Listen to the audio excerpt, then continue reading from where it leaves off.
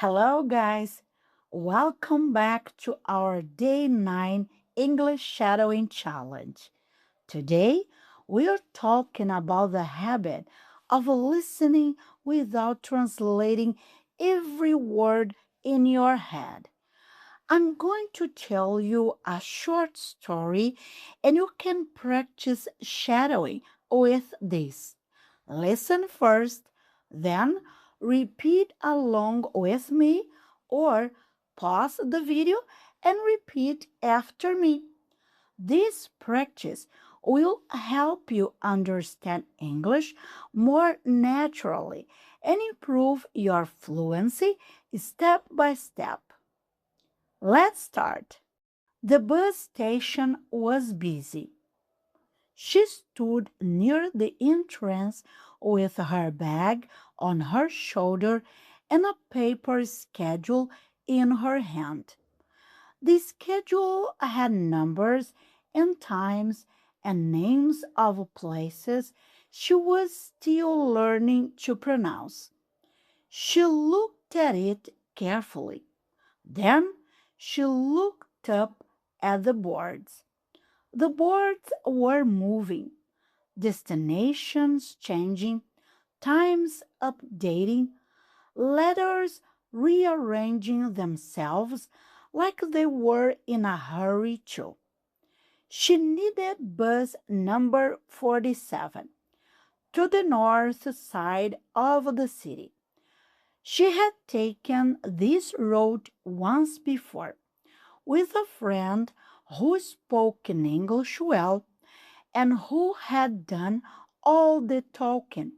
Today she was alone. She had a habit.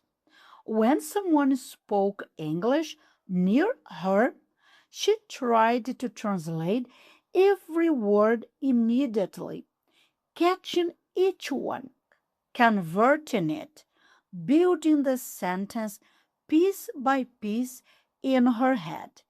It was exhausting, and by the time she finished translating the first sentence, the second one was already gone. She knew this was the problem. She just didn't know how to stop doing it. She found the right platform, platform 6. She stood in the small queue and looked around. A man next to her was talking on the phone, fast English. She caught meeting and I'll be there, and then lost the rest. She let it go. That was new. Usually she would chase it, try to catch the missing words, feel bad when she couldn't. Today she let it pass. She had read something the week before in a language app she used before bed. It said, "You don't understand a language word by word.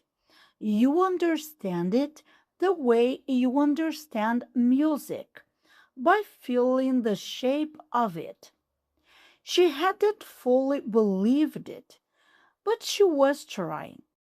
A woman in a blue jacket stood beside her and spoke. "Excuse me, is this the queue for the 47?" She heard the full sentence.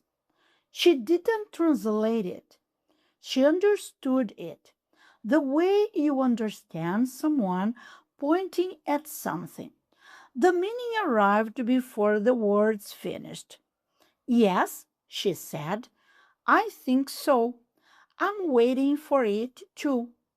"Oh, good," the woman smiled. "It's always late on Thursdays." She laughed softly. "Yes, I noticed." She hadn't noticed, but she understood the feeling in the sentence, the small complaint, the shared waiting, and she responded to that, to the meaning, not to each word. Every sentence is a success. She thought this quietly. The bus came 8 minutes late. She got on and looked for a seat. The bus was half full. She found a window seat near the middle and sat down.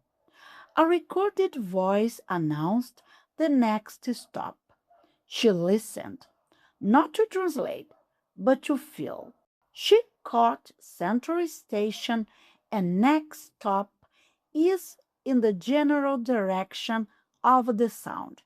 At the third stop, something unexpected happened.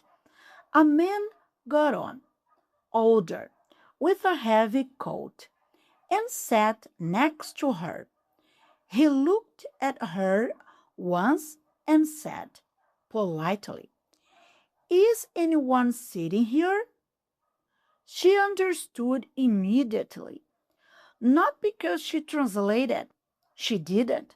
She understood because of his gesture toward the seat, his expression, the context. Her brain connected everything in 1 second and she said, "No, please." He sat down. He said, "Thank you," and looked out the window. She felt something quiet and specific. She had understood him without stopping. "I trust my voice." She said it in her head, not as a reminder, as a recognition. She almost missed her stop. She was looking out the window when she heard the recorded announcement.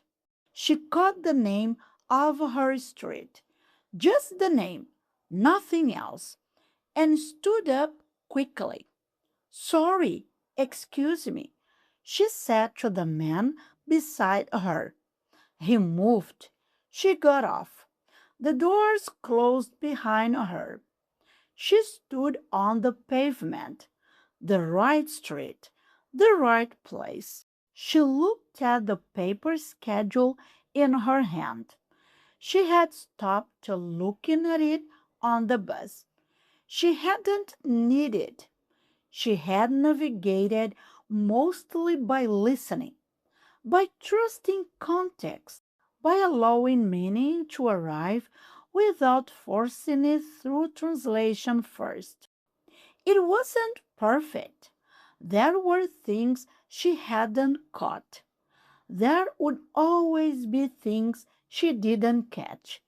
But she was starting to understand that comprehension was not a complete picture.